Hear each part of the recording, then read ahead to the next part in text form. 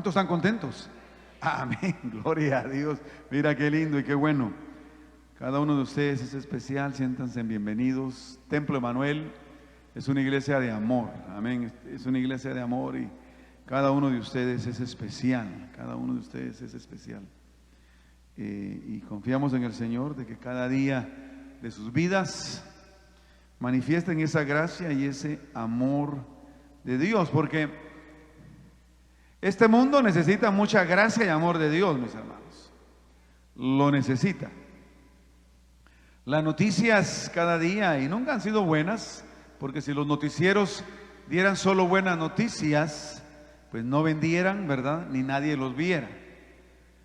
A uno le gusta ver noticias, noticieros. Ya no digo tanto leer periódicos porque ya no muy existen, ¿verdad? Pero sí, las noticias uno las busca para ver todo lo que es malo. ¿Se dan cuenta ustedes? Si el periódico únicamente le pone de que, bueno, solo cosas bonitas y cosas buenas, que hay muchas, pues nadie las ve. A los seres humanos como que nos gusta la tragedia, ¿no? Entonces, una vez no sea a nosotros, ¿verdad? Una vez esa tragedia no nos pase a nosotros. Nos encanta ver lo malo que le pueda pasar al otro, pero no necesariamente lo que a nosotros nos pueda pasar. Y eso es muy natural en el ser humano, ¿verdad? Ahora, ciertamente vivimos en un mundo convulso a nivel global. Probablemente siempre han habido problemas en el mundo, pero los problemas de ahora son globales. ¿Qué quiere decir eso?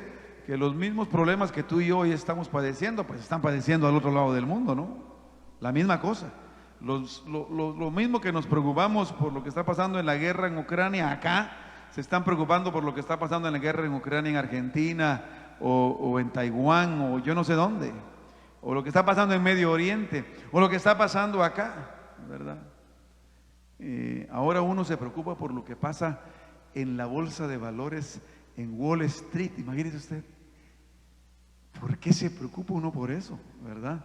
Bueno, tal vez por los billones de dólares que podamos tener ahí en Wall Street nos preocupamos, ¿verdad? Pero si tú y yo no tenemos $1 millón en Wall Street, pero estamos ahí pendientes. Cayó la bolsa, decimos, ¿verdad? Afligidos. Bueno, que nos preocupemos por la bolsa que se nos caiga en la calle y alguien se la lleve. Ahí sí tal vez tenemos que preocuparnos, ¿verdad? Pero en fin, tanta cosa que nos preocupa, tanta cosa que nos aflige, y algunas veces pensamos de que tal vez antes era mejor y que tal vez si nos hubiera tocado vivir algunos años antes, en una generación anterior, probablemente hubiésemos sido más fácil y más alegres. Y por eso tal vez por esa razón, las fotos antiguas, ¿verdad?, de la familia, las observa uno y dice, ay, qué alegre, ¿verdad? Yo recuerdo que tengo unas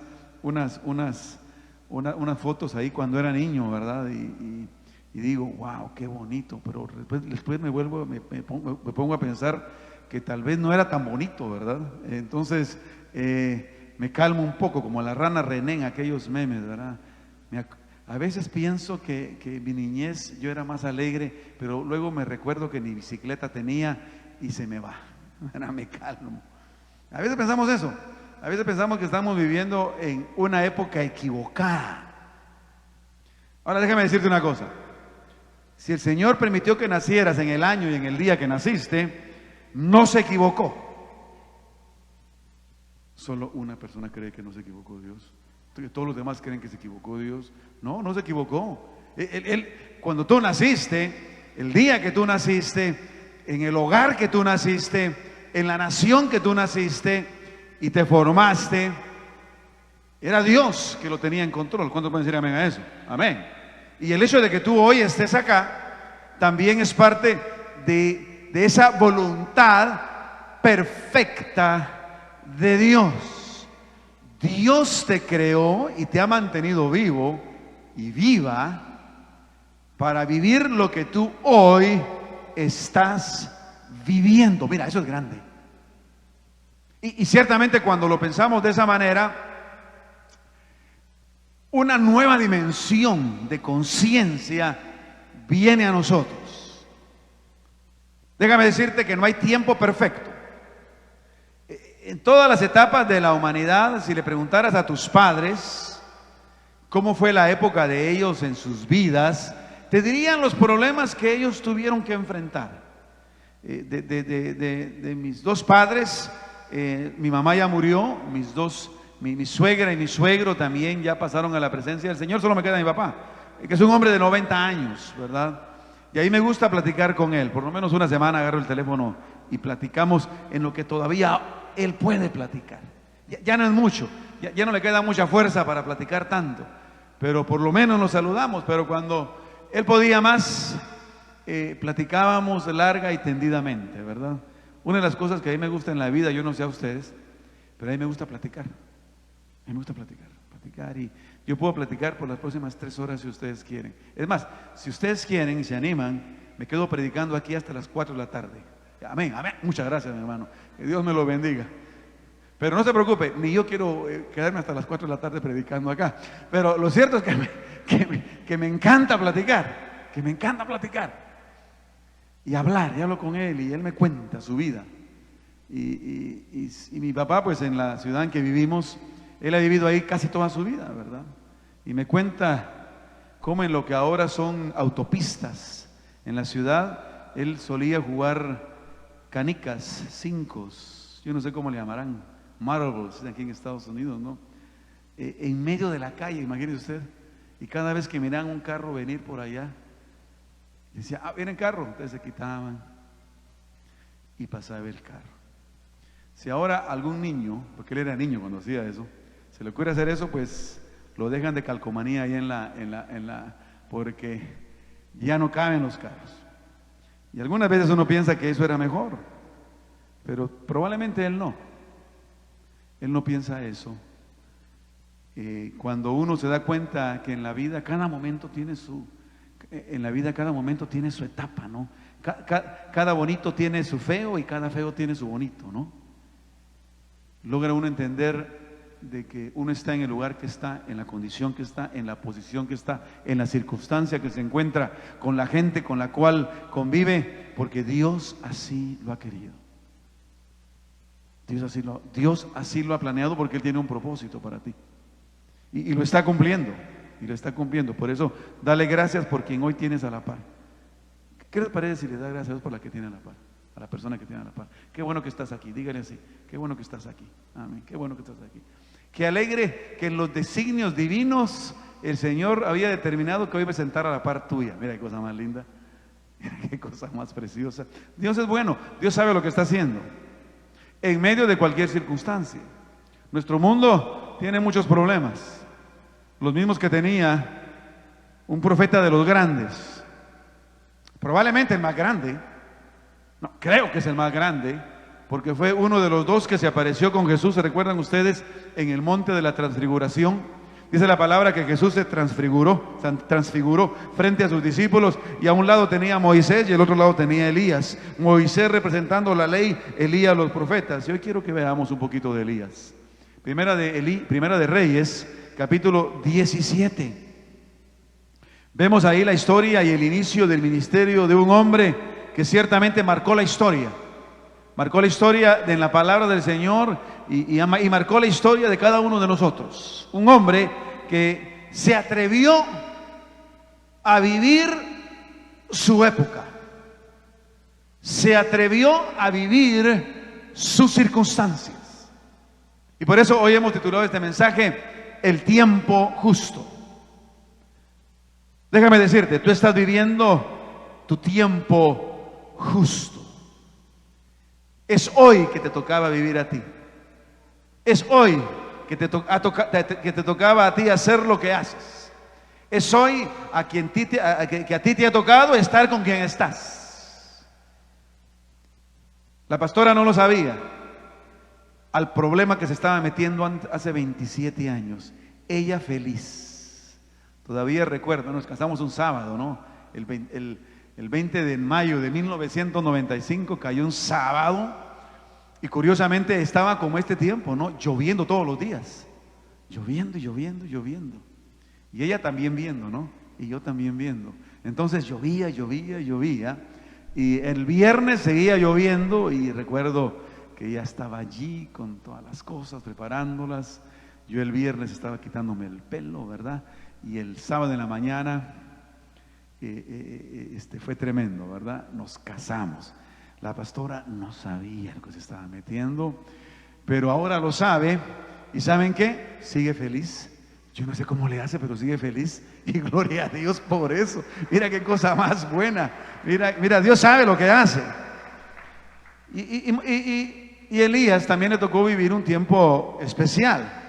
Cuando tú y yo sabemos y entendemos que en el momento en que al profeta Elías le tocó desarrollar su ministerio, ya el reino estaba dividido. El reino del norte con Israel, 10 de sus tribus, el reino del sur, Judá, con 2 de sus tribus, y vemos cómo el reino del norte, todos sus gobernantes, todos sus reyes, eran malos.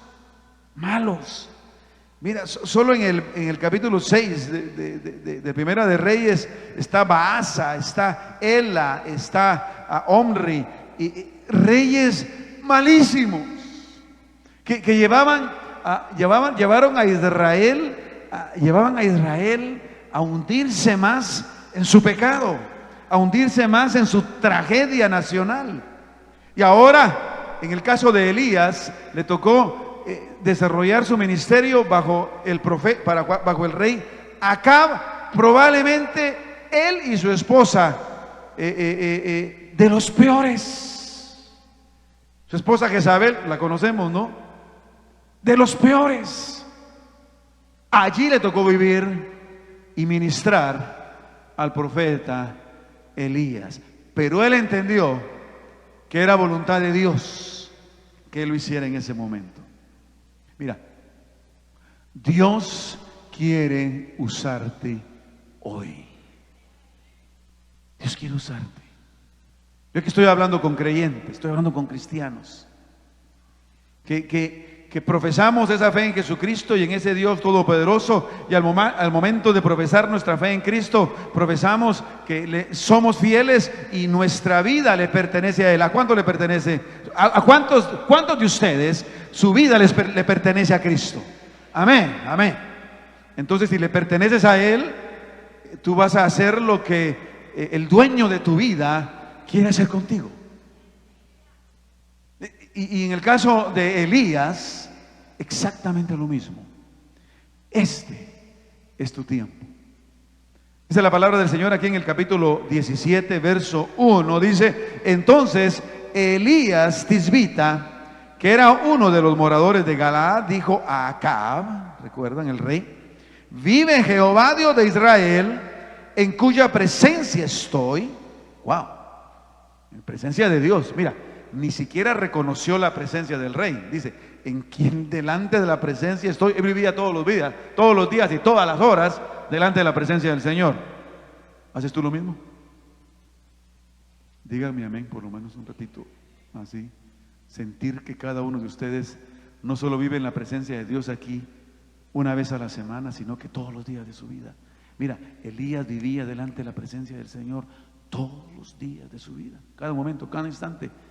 Cuando se levantaba, cuando trabajaba, cuando caminaba, cuando trataba con la gente, cuando le tocaba enfrentar los desafíos de cada día, cuando se iba allá a su casa, iba a descansar, él vivía constantemente en la presencia del Señor. Esa es la clave. Esa es la clave. Entonces se le dice: en tu presencia estoy, que no habrá lluvia. Imagínate lo que le dice al rey: que no habrá lluvia ni rocío en estos años, sino por mi palabra. Wow. El pueblo de Israel, bajo la dirección de todos estos reyes, empezando por Jeroboam, recuerdan ustedes que se rebela y se divide y se lleva la mitad del reino al norte, cayó desde el primer momento en que determinó no adorar más en Jerusalén, sino que ellos mismos levantar en Samaria un altar que Dios no los había mandado. E Israel cayó tremendamente en lo que era la idolatría, el pecado y las costumbres de la tierra y las naciones que le rodeaban. Triste. adorando a Baal y a Asera. Y el nombre de Elías significa: Jehová es mi Dios. No los que tú dices, rey. No es Baal, no es Asera. Mi Dios es Jehová. ¿Cuántos hoy podemos decir eso? Desde lo más profundo de nuestra alma. Y en estos tiempos que vivimos, mi hermano y mi hermana, necesitamos afirmar ese mismo nombre que tenía Elías en nosotros. Aunque nos llamemos Juan, aunque nos llamemos Daniel, aunque nos llamemos Carlos, todos podemos decir que en cierta manera somos Elías. ¿Por qué? Porque Jehová es nuestro Dios. Y le dijo lo peor que Acab podía escuchar. Acab y Jezabel eran fieles adoradores de Baal y Asera, que eran los dioses de la fertilidad. Y en términos de fertilidad, especialmente en una sociedad agrícola como la de esos tiempos, eso era todo. Porque se requería que la tierra fuera fértil, ¿verdad? Para sembrar y cosechar. Ahora mismo estamos aquí en la primavera, ya se dieron cuenta que ustedes por lo menos hace un mes y medio, los que siembran ya sembraron.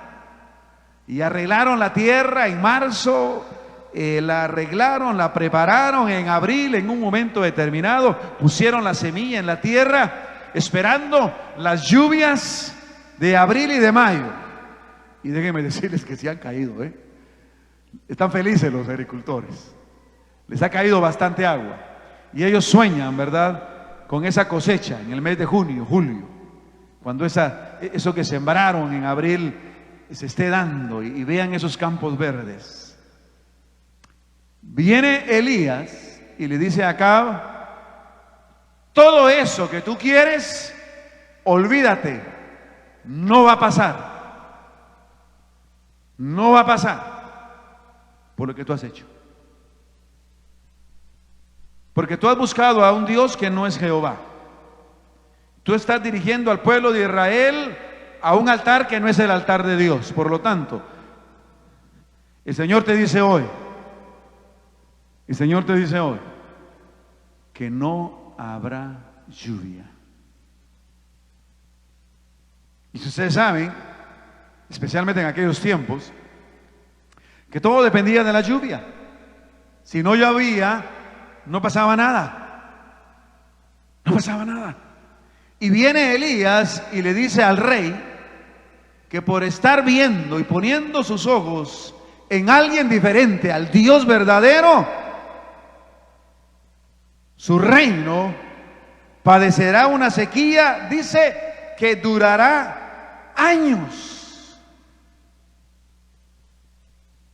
Años. Y me encanta cómo termina ese verso, que él, en esa comunión con Dios, en esa relación con Dios, tomó la autoridad que Dios le dio. Y por eso cierra esa declaración al rey de Acab con esto: si no, ¿por qué dice? Por mi palabra. ¡Wow! Dios te ha dado autoridad. ¿Cuántos pueden decir amén a eso? Dios te ha dado autoridad en donde tú te desarrollas. Una de las cosas más terribles de las cuales vivimos en este tiempo es la total pérdida de autoridad del cristiano en donde se desarrolla. Los padres cristianos ya no tienen autoridad ni siquiera en su hogar. Hablan y los hijos como que estuvieran hablando con la pared. Han perdido autoridad. En los trabajos hemos perdido autoridad de lo que el Señor quiere que tú y yo hagamos en el campo laboral y en el campo de negocios, y el impacto que hagamos en ellos. Hemos perdido autoridad. Y así pudiéramos seguir la línea hasta llegar al mismo lugar allá, en la 1600 de la Pennsylvania Avenue, en Washington, D.C., en donde ahí hemos perdido también autoridad. ¿Por qué? Porque nos hemos olvidado que somos Elías y que le pertenecemos a Dios. Y esa pertenencia nuestra a Dios nos da la autoridad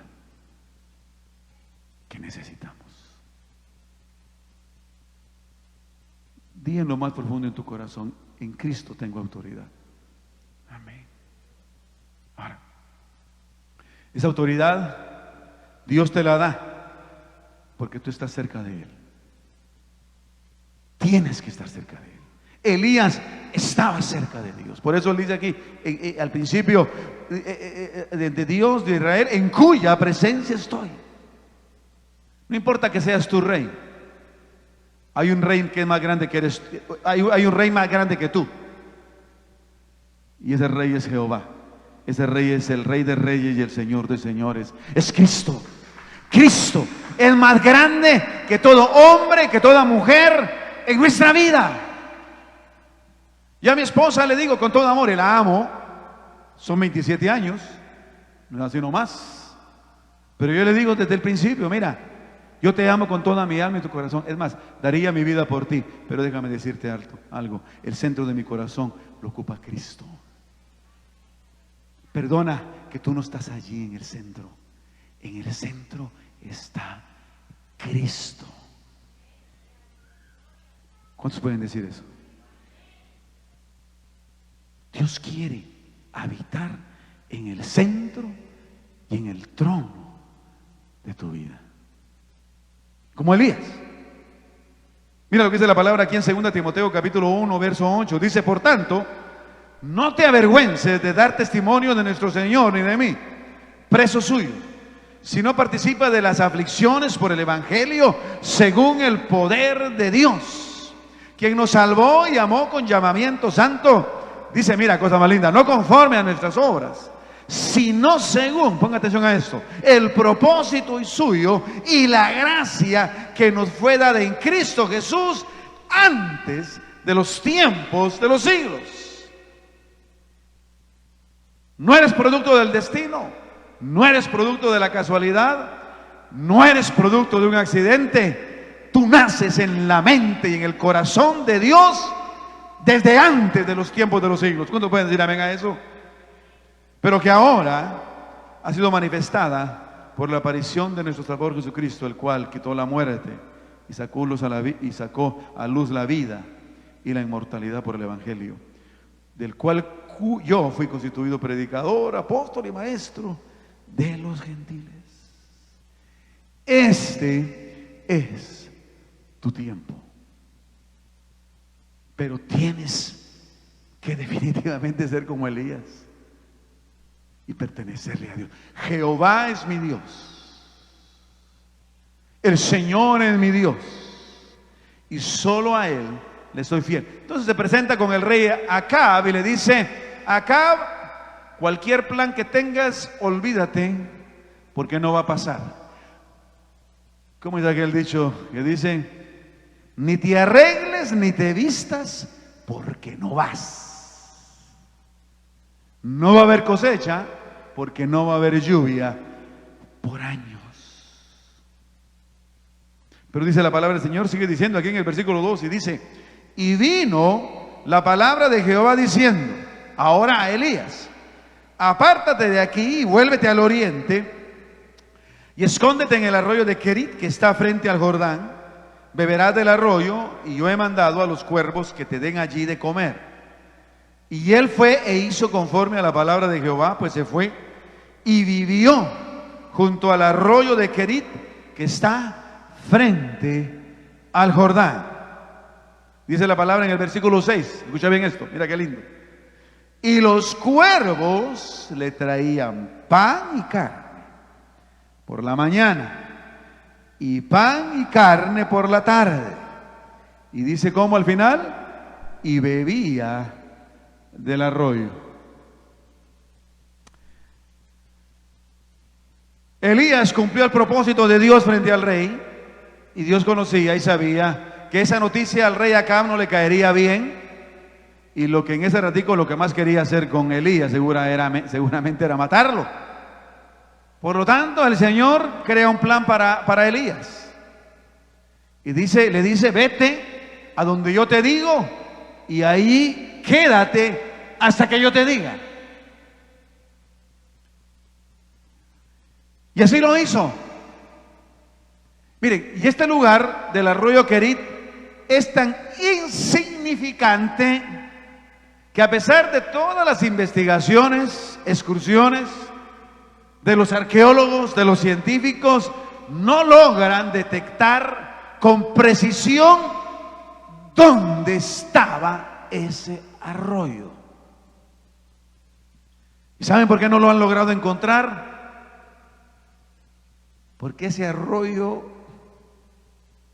era lo más insignificante, perdido, oscuro y aburrido que se podían imaginar, que a ninguna mente en sus 5 sentidos se le hubiera ocurrido ir ahí.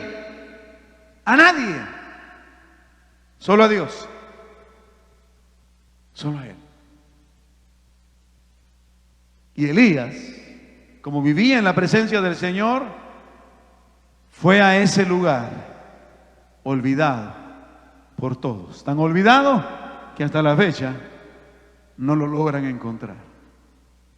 Pero Dios quería guardar a su siervo en ese lugar. Mira, los lugares que tú crees que van a ser seguros para ti, si no son dirigidos por Dios, déjame decirte, no lo serán. Porque tus pensamientos no son los pensamientos de Dios. Porque tus caminos no son los caminos de Dios. Lo que para ti es bueno, probablemente para Dios no lo sea.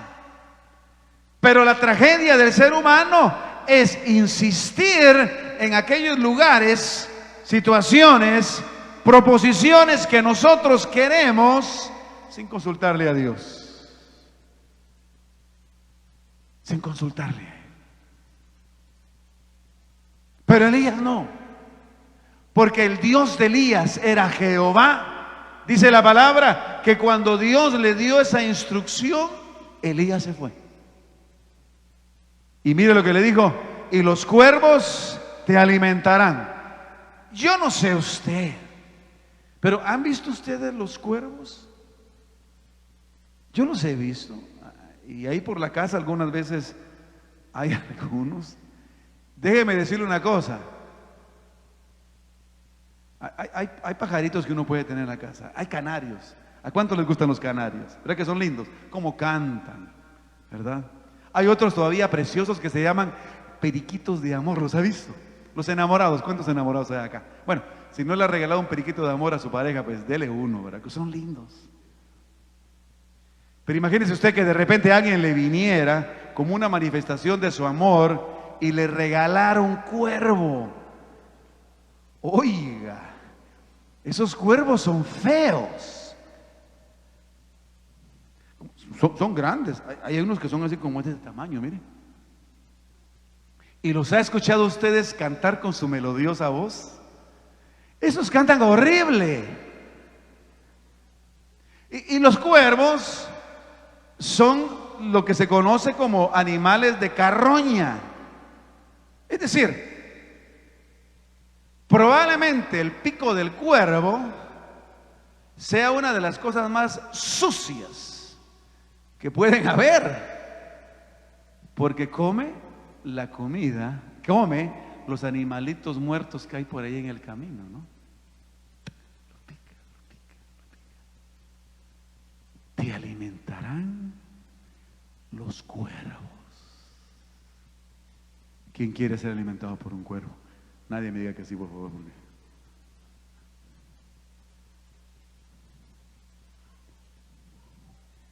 ¿Con qué te quiere alimentar Dios?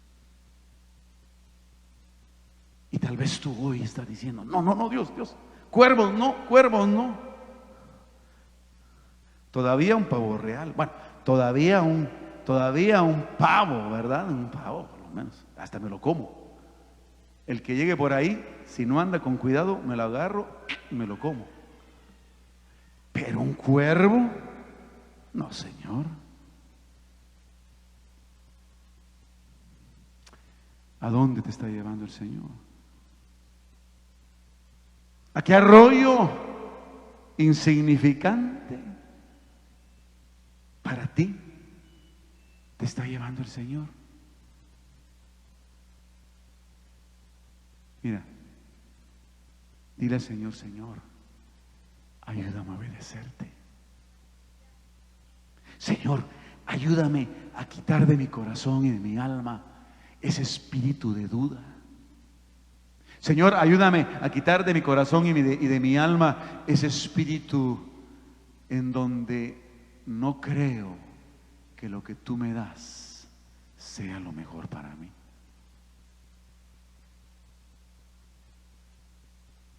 Un triste arroyo que nadie lo conoce y un cuervo sucio que nadie lo quiere. Es lo que Dios le dio a Elías. Pero ¿sabes qué? Lo libró del rey y lo alimentó.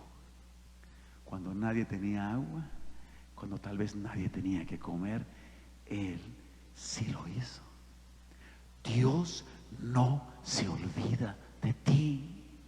Donde tú estás hoy, Dios te ha traído allí. Escucha su voz, escúchalo a Él, haz la voluntad de Dios, créele a Dios, créele a Él. La idea de Él es mejor que la tuya. Y si crees en Él y confías en Él, lo lograrás y lo verás. Elías lo hizo así. Mira lo que dice Hechos capítulo 18, verso 9 y 11. Entonces el Señor dijo a Pablo en visión de noche: no temas, sino habla y no calles, porque yo estoy contigo y ninguno pondrá sobre ti la mano para hacerte mal. Porque, mira lo que le dice el Señor a Pablo: porque yo tengo mucho pueblo en esta ciudad. Y esa ciudad era Corinto, era una ciudad pecadorosísima. Pero el Señor tenía mucho pueblo. Y dice, y se detuvo allí 1 año y 6 meses enseñándole la palabra de Dios. Mira qué lindo, porque las mismas palabras le dijo el Señor a Elías cuando se sentía totalmente deprimido y atemorizado en esa cueva. Mira, 7,000 no han doblado rodillas frente a Baal. Por lo tanto, ten valor, habla, créeme. Dios hoy te está diciendo que le creas. Dios quiere hacer algo grande con tu vida. Y mira, para terminar, el versículo 7. Pasados algunos días, dice, se secó el arroyo. ¿Qué pasó con el arroyo? Se secó. Ay, Dios mío. Porque no había llovido sobre la tierra. Lógico. Si no llovía, no había agua. No había arroyo. Mira, si Dios te lleva a un lugar hoy y lo que hoy en ese lugar, en esa actividad, en ese grupo te sustenta, pero en un momento determinado ya no tengas pena. La voluntad de Dios es dinámica. La voluntad de Dios te va a llevar siempre de triunfo en triunfo. Dice imagínense ustedes a Elías allí, no dice cuánto tiempo estuvo. Por lo menos Pablo sabemos que estuvo 1 año y medio en Corinto, pero Elías no. Y de repente el poquito de agua que quedaba se acabó. No dice nada del cuervo, pero el agua se acabó. Y aunque haya cuervo y carne, si no hay agua, no hay vida. Los seres humanos tenemos más capacidad de vivir sin comida, pero no sin agua. ¿Y no ve ahí? ¿Qué pasó? ¿Qué pasó? Y no vamos a entrar al siguiente capítulo, pero todos sabemos lo que pasó. La vida de Sarepta, ¿no? El Señor le quitó ese arroyo porque tenía algo mejor para él. Lo que Dios te quita hoy es para llevarte a un lugar mejor. Por eso tienes que confiar en Dios, aunque estés en donde Dios quiere que esté, pero las circunstancias cambian. Déjame decirte, Dios sigue en control. Y Elías lo entendió, y Elías se encaminó, como ya sabemos la historia, y se encontró con la viuda de Sarepta, y ese es otro mensaje. Pero mira lo que dice en 2 Corintios, capítulo 2, verso 14. En esa misma ciudad en donde el Señor le dijo al apóstol Pablo que se quedara, que no tuviera miedo, que hablara, porque había una multitud que creían en él. Mira lo que le dice: mas a Dios gracias, el cual nos lleva siempre ¿de qué? En triunfo en Cristo Jesús, y por medio de nosotros manifiesta en todo lugar ¿qué? El olor, la fragancia de su conocimiento. Cristo, si tú pones tu confianza plena en Él, si tú pones todo tu corazón en Él, Él te llevará a lugares mejores, a pastos verdes, a arroyos delicados. Dice la palabra del Señor, ¿recuerdan ustedes?